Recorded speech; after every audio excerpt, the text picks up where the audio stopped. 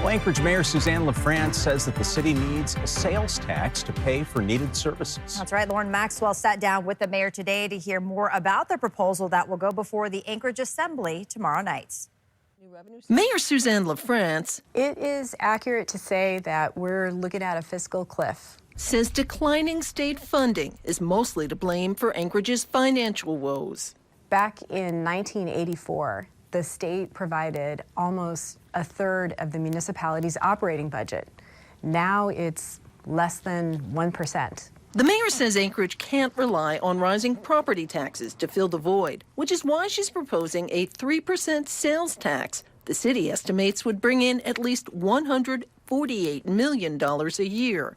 Under the plan, the money would be divided three ways. 1% would go to reduce property taxes. 1% would be dedicated to child care and housing solutions. And 1% would go towards public safety and essential infrastructure. We have got to figure out a way to take care of the roads and the buildings, the infrastructure that we have, and to provide the public safety services that we very much need in our community. But the proposal is likely to get pushback from conservative assembly members who say there's still fat in the budget to be cut before raising taxes. We would need 8 votes to move this to the ballot.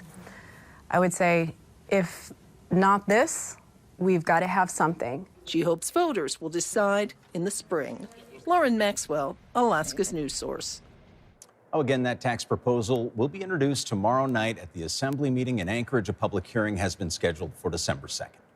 Well, tonight, the city and borough of Juneau could make history by being the first municipality to adopt ranked choice voting for municipal elections. Well, currently, the state of Alaska uses ranked choice voting for statewide elections. The vote in Juneau comes as opposition to ranked choice voting has gathered enough signatures to be on the 2026 ballot, and the group held its Dump Ranked Choice Voting rally. Despite efforts to overturn the controversial voting system, Juneau voters opted to preserve ranked choice for statewide races during the 2024 election. And Alaska's news source is following this developing story. We'll have a full recap for you tonight on the Late Edition. All right, temperatures are warming, if you want to say that, but we still have some significant winter weather that is on its way. Maybe feel it a little bit. Chief Meteorologist Melissa Fry joins us with the first alert forecast. Melissa. Yeah, today the warmest day we've seen in about 10 days here in Anchorage. It's all relative, though, right? We do have some significant impacts headed to the state. I want to get right to those big impacts that you can expect here over the next 24 to even 72 hours as we have back-to-back storms for the western side of the state. You need to be prepared for more wind and snow that is likely both overnight tonight all the way through Wednesday evening. And then we also have another storm on the way for southeast that will bring high winds to the area. You can see winter storm warnings and advisories in effect for the western side of the state. That is for 6 to 12 inches of snow, highest between Nome and St. Lawrence Island. That is where we are currently seeing snow coming down. And then also wind gusts between 40 and 60 miles per hour. These advisories and warnings in effect from Kotzebue all the way south to the Yukon Delta. Also, weather alerts in effect in southeast. Winter weather advisories in effect for the Klondike Highway. If you're traveling that way, be prepared for an additional 2 to 4 inches of snow overnight tonight. And then further south, Ketchikan, early heads up. A storm moving in late Tuesday into Wednesday will bring in wind gusts to near 60 miles per hour. It is still above freezing in Juneau at 37, but 9 in Fairbanks, 26 in Anchorage, 20 degrees in Nome. That picture there from Palmer, where temperatures are also slipping back down into those lower 20s. Tomorrow, it's going to be all the way up to that freezing mark in Anchorage. Fairbanks at 14, even warmer into the mid-40s in Juneau with rain showers likely, and still holding on to a snow-rain mix in Bethel, along with wind gusts to 35 miles per hour. We'll take a look at the rest of the week and how we'll see those impacts heading into the weekend. All right, Melissa, check back in a little bit. Thank you.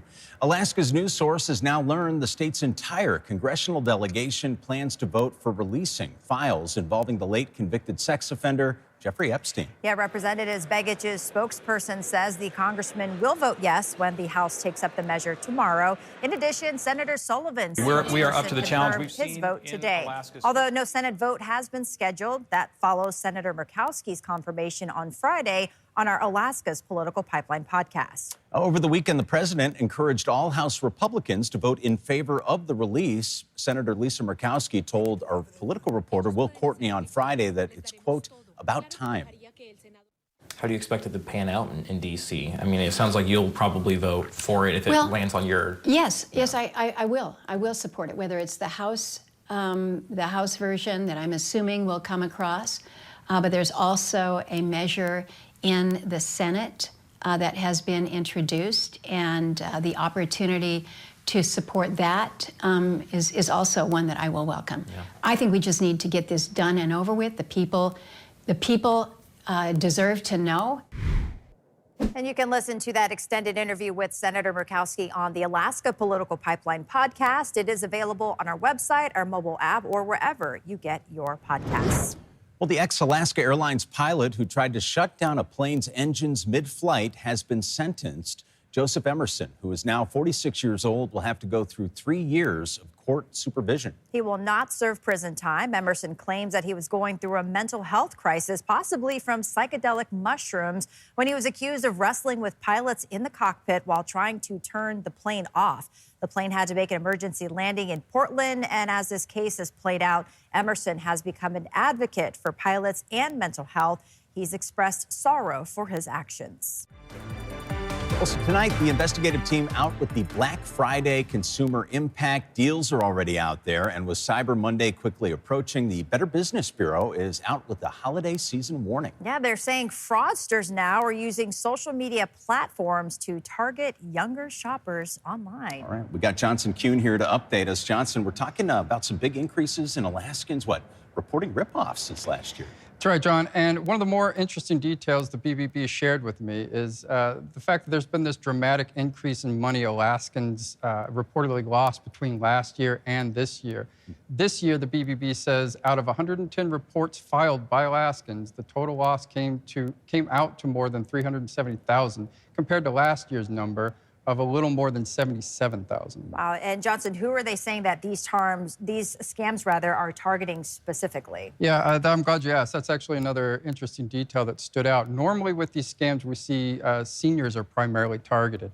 However, with these online shopping scams, they're reporting people between the ages of 25 and 35 as well. That's the demographic they say tends to obviously be online more often. All right, Johnson Kuhn reporting. Some great information, Johnson. Thank you. Something to watch out for. Of course, you can watch Johnson's full report. Right now, it is on our website and our mobile app, and then you can watch it again tonight on the Late Edition.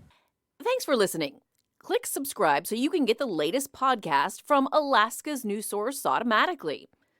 And stay up to date with breaking news and in-depth reporting available for free 24/7 with the Alaska's news source app.